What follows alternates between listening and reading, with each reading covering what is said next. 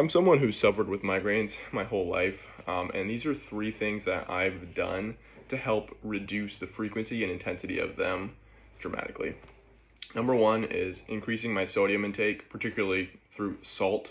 I was someone who, as a kid, used to get migraines on a weekly basis. If not a migraine, I typically had a headache most days.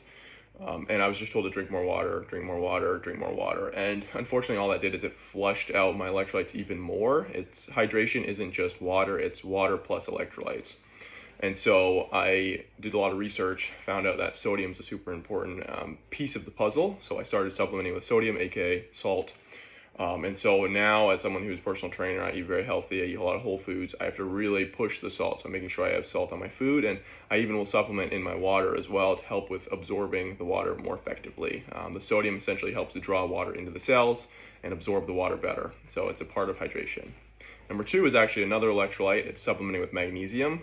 So I'm taking magnesium malate powder right now, and I also use magnesium chloride on my feet. Both of these are helpful in to the same regard as sodium, as it helps with hydration, but they're also just really important for reducing stress and reducing anxiety, which can trigger migraines as well. And then number three is I did an elimination diet to figure out what foods trigger migraines for me. So I actually make my own electrolytes because electrolyte powders like LMNT have maltodextrin as well as stevia in them, and those are both triggers for me. And so I had to reduce the foods that I was intaking to find out what foods affect me. Another funky one for me is white potatoes. White potatoes cause inflammation for me, which leads to migraines. And so doing an elimination diet, whether it just be a whole foods based diet, cutting out some of the major triggers like dairy, eggs, FODMAP foods, sweeteners, all of that stuff.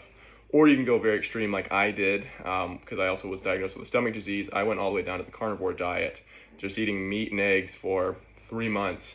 And then when I started introducing foods, I was more aware of what foods caused issues for me. And so that's an extreme case, but I do think there is a lot of value to that, especially if you're someone who suffers from migraines regularly.